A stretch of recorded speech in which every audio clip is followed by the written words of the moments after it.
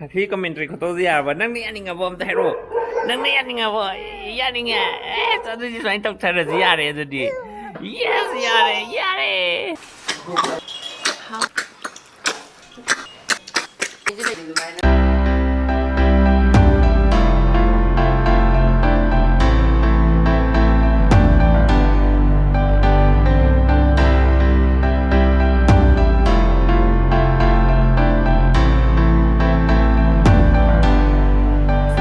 Tharoi 통도네. 시즈나 개동남노. 이런 것도 없더라. 오케이, Tharoi도 함 너무 써 맘내래. 시 Tharoi도 모로 카라. 야브로. 시 모로 카라 사다 할라게. 과. 아도 거렌잖아. 떠나 봐. 하. 아이. 강주 나와 알아 이거. 미디 Tharoi 사베야 돼. 아나 미기 스페셜 강소이. Memang si video di Tharoi mubang Tharoi sawi video ini tahu jarage. Ado mamangi video da Tharoi kemain thong bukot ba du ye ina hana already hapkat chagrao ne yeng video go rage di adu check out so dina tahu yo ai swaida button I button thon jam ge adu dum changa yeng bio. Adu ga ngasi videos da di akoi di Tharoi se dum ai di atai myam di khang de ai di Tharoi se dum hawe na sa bane ba du Tharoi se sa bagi kana ba myam am le me ba.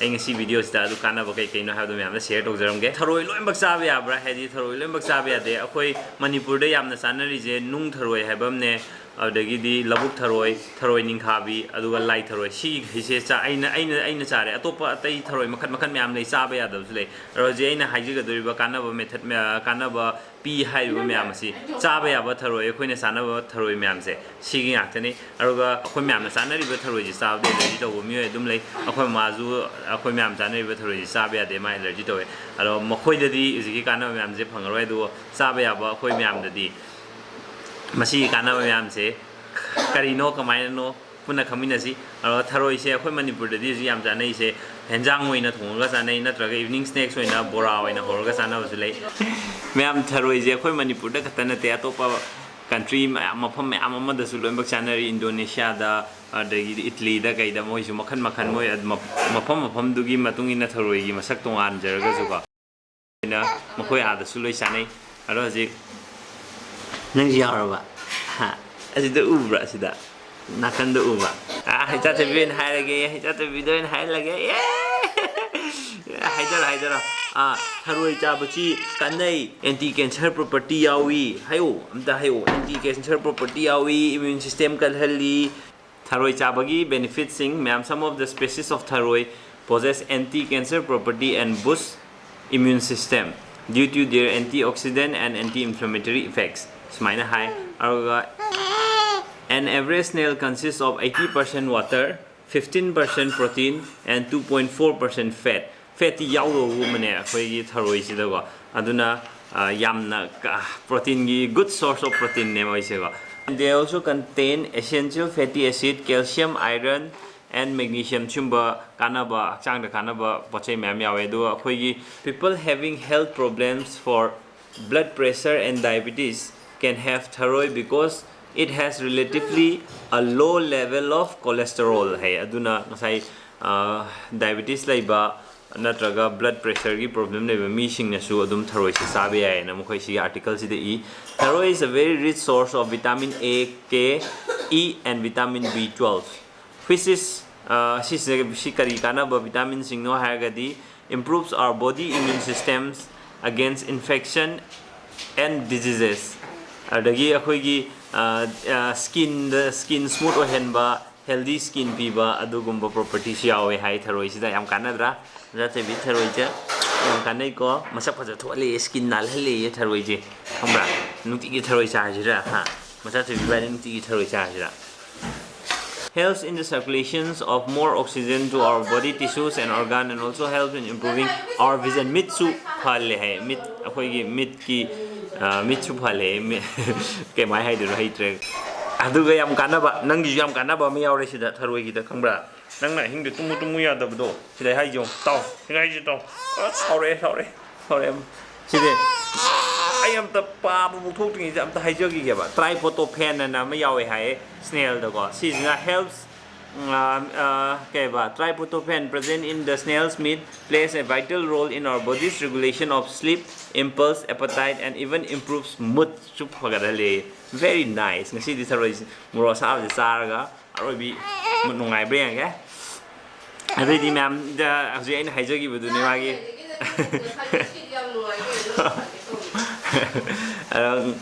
Do ma'am ai mukbang horage kanaba atopa ma'am masu leire do aina paba thoktre moi ado anyways ma'am ai mukbang hojarage video nungai nungai te soidna comment to biramo masa thabisu nungai bra papa gi mai do nan me nungai bra ha Tharoi chao de mai ge je sinala da ne sinala dam ni ko mai ge je Tharoi chao de gi pham bai ram ne to mathan da pham bai re to ui sai luôn đâu kì đó tôi này đâu mà gì không có sai luôn bây giờ tàu cái này thôi cái tàu cái này ngạc bây giờ có tàu này đi đâu hậu này đi mà ngại khăng đi nè tàu này mà ngại khăng bây giờ tàu cái này mà gì rồi ai thay đổi kiểu có tàu cái này mà ngã thay đăng rồi ngạc cái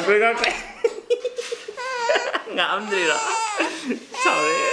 sao ngam được bà ngại tao lo sẽ ngại bà ngại gì ngại ngạc rồi đấy lục thơ cái đấy yang penting itu yang penting kapek sida kamera mang được kapek tu ayah kamera mang kapek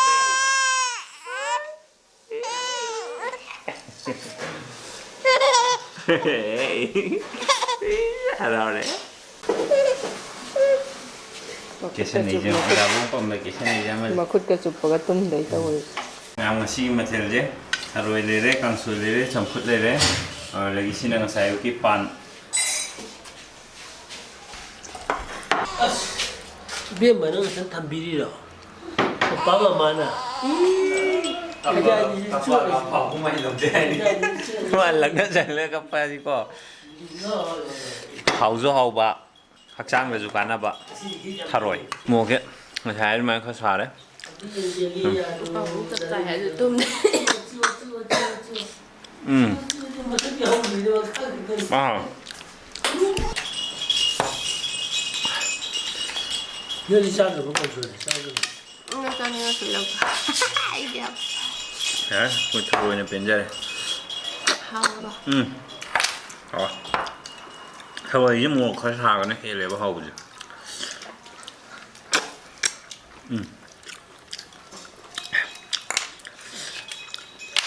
좀 잡자. ba gì đi cái số tầng đó 해 빨리 하고. 빵 좀 하고. thành gì vậy nè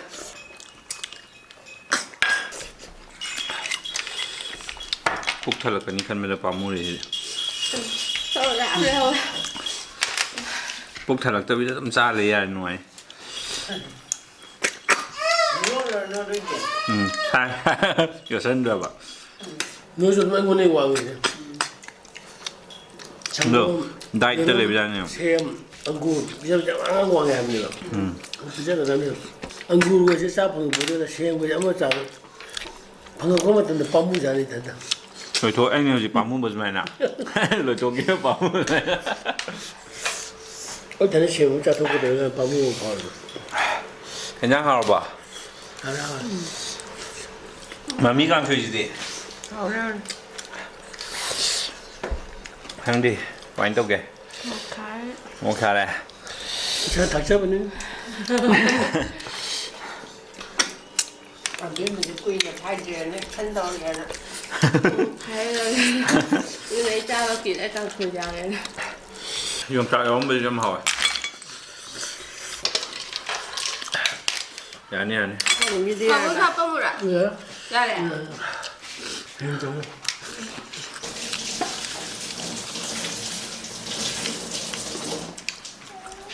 ê úp từ chúng thuốc đi đúng không thuốc mà hút hiu hàng cái kiểu đâu vậy mà hút chỉ là phải cũng chẳng lấy dùng Đâu cái người có phía khăn luôn thì nó có thể phía bên chụp lại cái cái gì nó sẽ không chơi được gọi mà thôi nó cái gì là gì ai 뭐 하면 할까? ai sao